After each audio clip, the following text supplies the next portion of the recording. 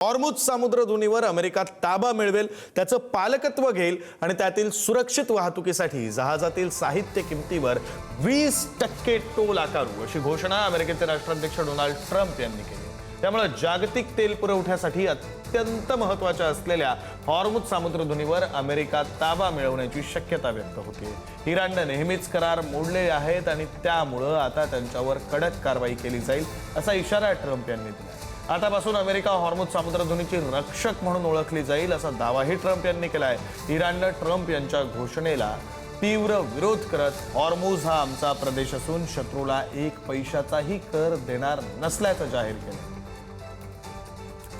आणि या संदर्भात आपल्याला बोलायचं आहे। बोलण्यासाठी आपल्यासोबत निवृत्त लष्करी अधिकारी आंतरराष्ट्रीय विषयांचे अभ्यासक सतीश ढगे सर जोडले गेलेले आहेत। आपण त्यांच्याशी या संदर्भात बोलूया।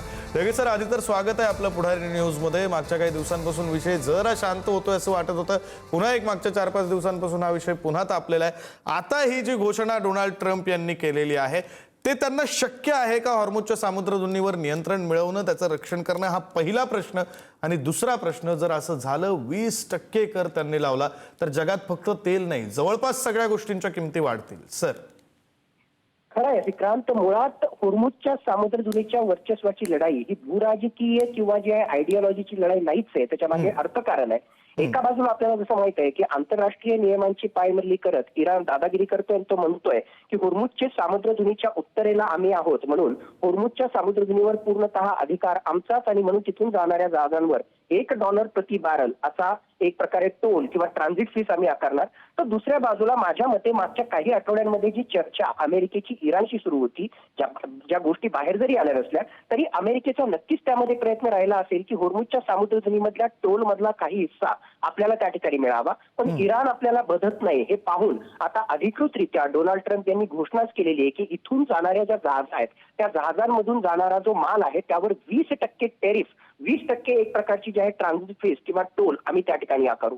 मुख्यतः जे आखाती देश आहेत त्या आखाती देशांचं मोठ्या प्रमाणामध्ये या व्यावसायिक जहाजांमधून माल किंवा तेल यातून जहाज जात असतं आणि म्हणून आखाती देशांना अशा प्रकारचा जो आहे मोठ्या प्रमाणामध्ये फटका बसणार आहे। तर दुसऱ्या बाजूला आशियाई देश, मुख्यतः भारत असेल, जपान असेल, या देशांना, साऊथ कोरिया असेल, या देशांची सुद्धा जहाजं मोठ्या प्रमाणामध्ये हॉर्मुझच्या सामुद्रधुनीतून जातात, त्यांना सुद्धा या अनुषंगाने फटका बसेल। आणि म्हणून सुरुवातीला तुम्ही जे सांगितलं की फक्त जहाजांमधून जाणाऱ्या याच्यावरचा टोलचा भाग नाहीये, या अनुषंगानं त्याच्याशी रिलेटेड ट्रान्सपोर्टेशन कॉस्ट असतील, इन्शुरन्स प्रीमियम असेल, हे सुद्धा मोठ्या प्रमाणामध्ये वाढणार आहे। दुसरी गोष्ट, खरोखरच अमेरिकेला हे पॉसिबल आहे का?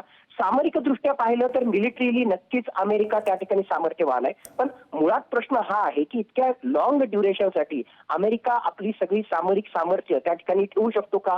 इराण जो आहे, कारण इराणसाठी जे आहे ते भौगोलिक ऍडव्हान्टेज आहे आणि याचाच लिव्हरेज तो मागच्या काही आठवड्यांमध्ये घेताना आपल्याला त्या ठिकाणी दिसतोय। 28 फेब्रुवारीच्या अगोदर हॉर्मुझची सामुद्रधुनी चर्चेमध्ये नव्हतीच, पण एक प्रकारचा आयतं पोलीट आता इराणच्या हातामध्ये मिळालेलं आहे। म्हणून इराण भविष्यामध्ये सुद्धा जो आहे अमेरिकेच्या अशा दादागिरीला विरोध करण्याचा प्रयत्न करेल। सामरिकदृष्ट्या जरी पॉसिबल असलं तरी लॉंग टर्म मध्ये हे पॉसिबल होणार नाही। माझ्या मते अशा प्रकारची घोषणा हा इराणवर दबाव निर्माण करण्याचा प्रयत्न आहे आणि पुन्हा चर्चेच्या माध्यमातून टोल जर आकारला तर त्यातला काही हिस्सा ओमानच्या मार्फत अमेरिकेला मिळावा किंवा डायरेक्टली अमेरिकेला मिळावा, यासाठी हा दबाव तंत्राचा त्या ठिकाणी भाग असेल। अमेरिका आणि इराणचं जे व्हायचं ते हो, पण हॉर्मुझची सामुद्रधुनी बंद राहत असेल, त्यावर जर टोल आकारला जात असेल तर थर्ड कंट्रीज, इस्पेशली भारतासारखी महत्वाची इकॉनॉमी, याला महत्वाचा फटका बसणार, हे मात्र नक्की आणि अत्यंत दुर्दैवी अशा प्रकारचं डोनाल्ड ट्रम्पचं विधान आहे। धन्यवाद सतीश ढगे सर, तुम्ही पुढारी न्यूजची बातचीत केलीत, एकंदरीत परिस्थिती समजावून सांगितलीत, त्याचे परिणाम काय होतील हेही समजावून सांगितलं आणि हे विश्लेषण केलं यासाठी। इराणच्या पिकॅक्स आण्विक तळाला उद्ध्वस्त करणार अमेरिकेचे राष्ट्राध्यक्ष डोनाल्ड ट्रम्प यांनी इराणला धमकी दिलेली आहे। इराणी प्रशासनाला सतर्क राहण्याचा इशारा आहे।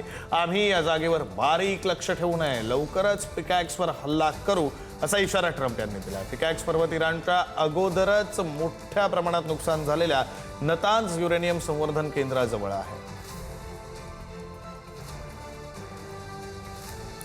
अमेरिका इराणमधील युद्धामुळे तेलाच्या किमतीत मोठी वाढ झालेली आहे। कच्च्या तेलाचे दर 4 आठवड्यांच्या उच्चांकावर आहेत। ब्रेंट क्रूडची किंमत 84.98 प्रति बॅरलवर पोहोचली। ब्रेंट क्रूडच्या दरामध्ये 9.6% ऐतिहासिक वाढ झाली।